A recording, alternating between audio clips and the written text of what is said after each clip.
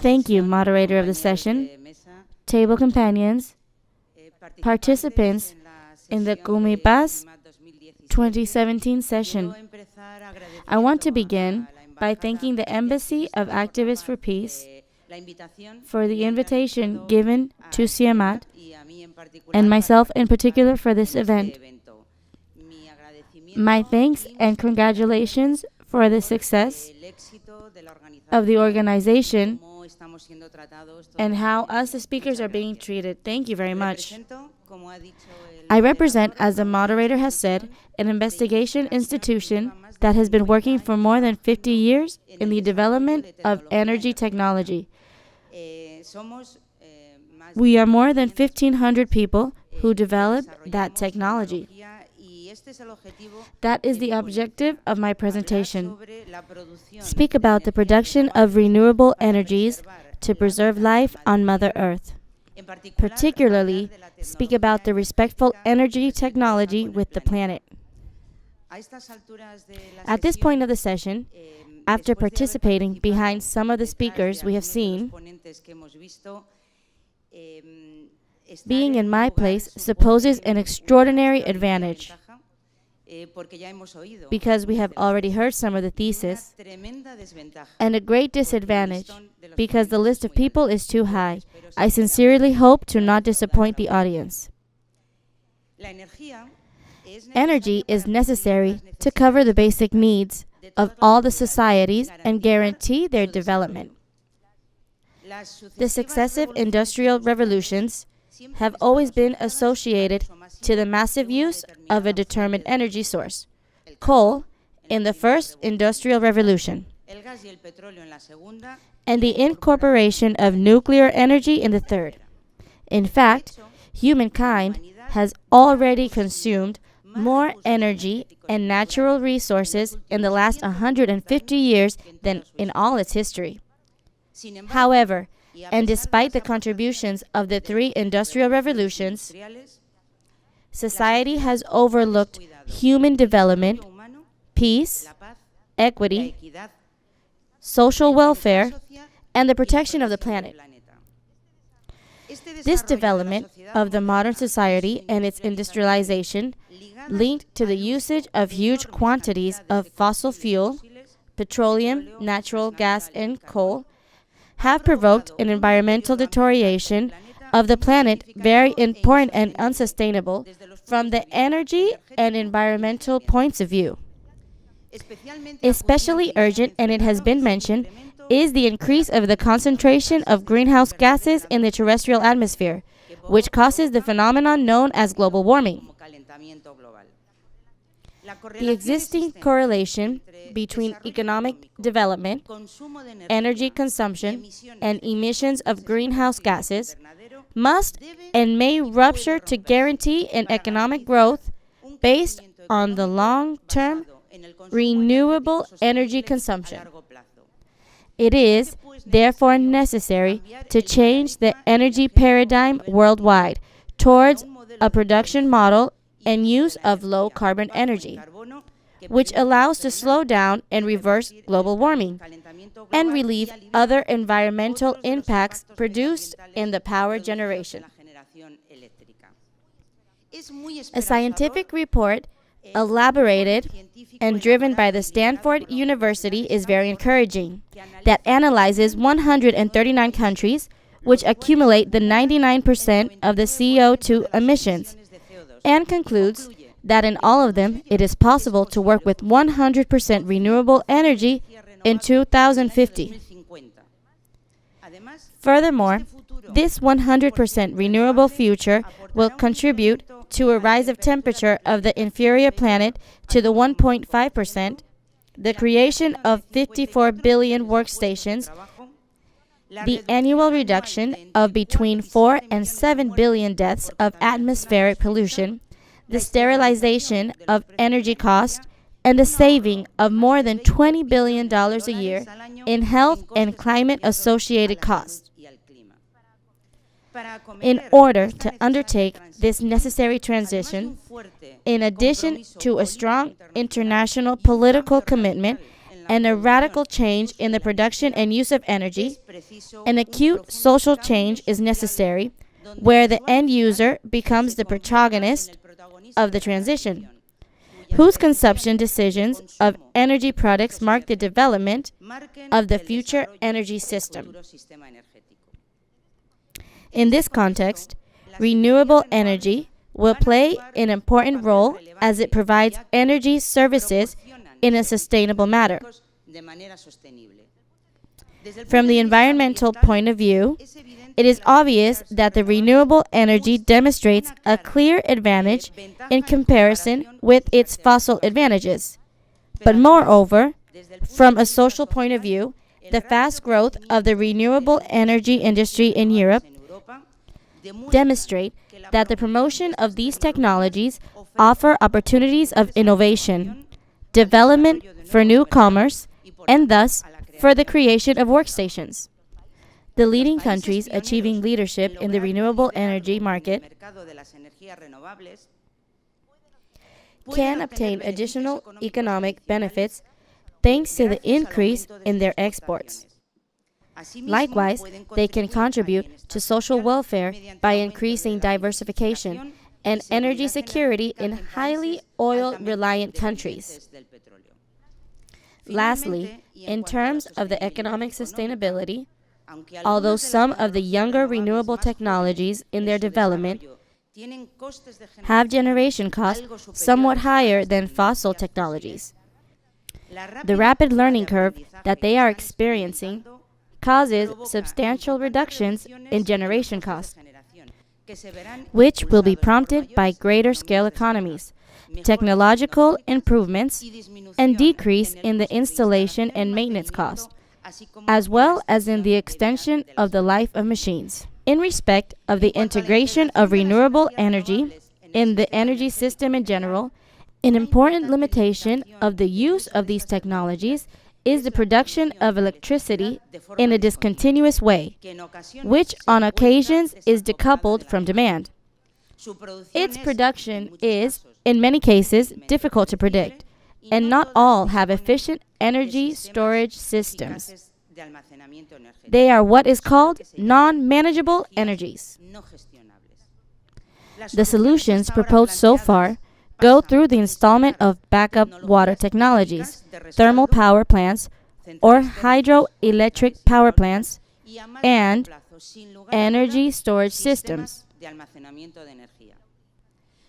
The use of these energy storage systems provide numerous advantages, since they provide strong power, reduce the need to install backup power, and allow for the offer to be adjusted to the demand. In addition, the integration of the distributed generation close to the demand management through smart grids will be requirements for this future energy transition. Within the available technologies, I want to briefly mention some of them. Biomass is the most used renewable energy in the world, and of which is expected a great development in the upcoming decades. In 2009, it represented almost 10% of the supply of primary energy worldwide, although its greater part was consumed in developing countries with very inefficient installations. Thus, the efficient use of energy of the biomass, which includes agricultural residues, plantations of energy biomaterials, it offers a job opportunity, environmental benefits, and a greater support of rural infrastructure. Biomass could be the energy vector that would allow the development of the developing countries, preventing the rise in energy consumption from endangering the environment and the supply security. Therefore, the so-called fourth-generation biomass is the renewable energy that has the greatest technical and economical potential of growth, both in smart grids of cold and heat associated with buildings with almost no consumption. The sun emits a quantity of radiation, and although the one that reaches the earth is a small fraction, its energy is several thousand times higher than the world energy demand at present time. This great potential makes it the most environmentally sustainable option. There are two main forms of taking advantage of the solar radiation energy: turning it into thermal energy or turning it into electricity through the photovoltaic effect. In our time, the photovoltaic energy is an efficient way of generating electricity, which starts to occupy a position inside the available technologies. Its advantages are unlimited availability, modularity of its technology, and a proven and reliable offer. The thermal solar energy, on the other hand, includes a wide range of technological options that are based on directly concentrating solar radiation to heat fluids that posteriorly activate thermodynamic cycles and produce energy. The three most used solar energy concepts are the parabolic trough concentrators with linear focus, the tower systems, where a field of heliostats orients the reflected beam towards a focus located in the tower, and the parabolic discs, or small units with a parabolic deflector, usually associated with a Stirling engine. The generation of electricity in the absence of radiation, in addition, is possible through hybrid systems that combine solar fuel with conventional fuel or thermal storage devices such as molten salts. Wind power, or wind energy for the production of electricity, currently represents a mature technology with competitive costs. Wind farms are already one more offer in many countries, and their contribution to electricity is a reality that cannot be dispensed with. The challenges facing the sector are very attractive, and the prospect of reaching close to 10% of the total world electricity generation is an attractive offer for the sector. In the next 10 or 15 years, this sector will have to address the increase in the size of generators by reducing their cost, using new materials, and incorporating innovative manufacturing means, adapting wind turbines to special sites, such as offshore, extreme climates, typhoon zones, hurricane zones, improving the penetration in the network through generation and control systems, and reducing the environmental impact associated with the reduction of noise and the recycling of components. But, without a doubt, it is the saving and the energetic efficiency, the main tools towards a sustainable development, where it emphasizes mainly the bioclimatic architecture and the design of the buildings like the main fields of its application. It is estimated that by 2050, of the 9 billion inhabitants of the Earth, 70% will live in urban areas. Therefore, the reduction of consumption based on energy efficiency in the building will allow greater access to the comfort situations desired by the population without increasing the use of energy consumption. Energy efficiency in the building is understood as a reduction in energy consumption, improving or maintaining comfort levels, which is achieved with the design of buildings and with the design of cities. In addition, the reduction of the use of conventional energy through the use of solar systems for cooling, refrigeration, for lighting, achieves or can achieve buildings that are energetically fed from the sun. The growing social concern for energy savings leads us to the concept of smart city or smart cities, which use current technologies combined with the traditional knowledge of constructive and climate-specific solutions for the climate and the environment in which they are located. They also manage mobility in an integrated manner with the rest of the services and maintain optimal communication with and among citizens. Finally, a key element in the transition of electricity is the electrical system that is founded on 4 levels: generation, transportation, distribution, and commercialization. And this model has begun to change by introducing intelligence at the different levels, starting with transportation, later in distribution, and more recently in the proximity of the last user. This way, the idea of a smart grid or intelligent energy network emerges, which uses information and communication technologies to optimize production, to distribute electricity, and to balance supply and demand. On the other hand, the concept of distributed generation provides a new opportunity for renewable energy sources and positions them close to consumption points, having almost no dependence on the distribution network, which reduces losses due to transport, variations of electrical voltage, and manages the points of demand in a more efficient way. At the Paris Climate Conference, held in December 2015, 195 countries signed the first binding global climate agreement and agreed on the long-term goal of keeping the global temperature rise well below 2 degrees Celsius, above pre-industrial levels, and limit its increase to 1.5 degrees Celsius. In the European Union, 79% of greenhouse gas emissions came from the production of energy from fossil fuels, together with energy consumption in transportation, industry, households, and agriculture.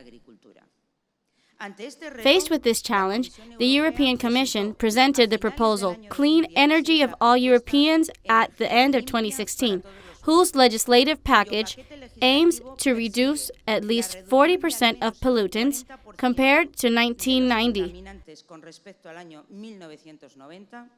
raise the share of renewable energy by over 27% by the year 2030, to improve energy efficiency by 30%, with the aim that by 2050, the reduction of emissions will be 80% and 95% compared to 2020. One of the obligations established by this proposal is that member states have to make integrated national energy and climate plans for the year 2021 to 2030 and incorporate them into their national legislation. Spain is immersed in this process, involving all affected sectors: industry, the environment, research, innovation, consumers, and social agents. The national plan that is being developed intends to cover periods of 10 years, offer a global vision of the energy system, and define objectives and policies for each of the 5 dimensions: safe energy, energy markets, energy efficiency, decarbonization of the energy system, as well as research, innovation, and competitiveness. In short, and with this I will be concluding, it is necessary to change the global energy paradigm, to slow down and reverse global warming, reorienting it towards a model of production and use of low-carbon energy, breaking the correlation between economic development, energy consumption, and emissions of greenhouse gases. In this context, renewable energies are a key element and will play an important role in this energy transition. Thanks to the constant activity in research, development, and innovation, there are already technologies that allow satisfying the demand while being environmentally sustainable, without renouncing neither the economic development of societies nor their well-being. These options range from saving and energy efficiency in the buildings, in smart cities, to the sustainable use of bioenergy, solar and wind systems integrated into microgrids and smart grids located near where energy is needed and consumed. Finally, and despite the strong international political commitment, what really sustains the new energy paradigm is a profound social change, where the end user becomes the protagonist of the energy transition, whose decisions of consumption and use of energy products are going to be the pillar of the future energy system. It has been my pleasure to pass on all this knowledge, and I will be happy to answer all the questions. Thank you very much for your attention.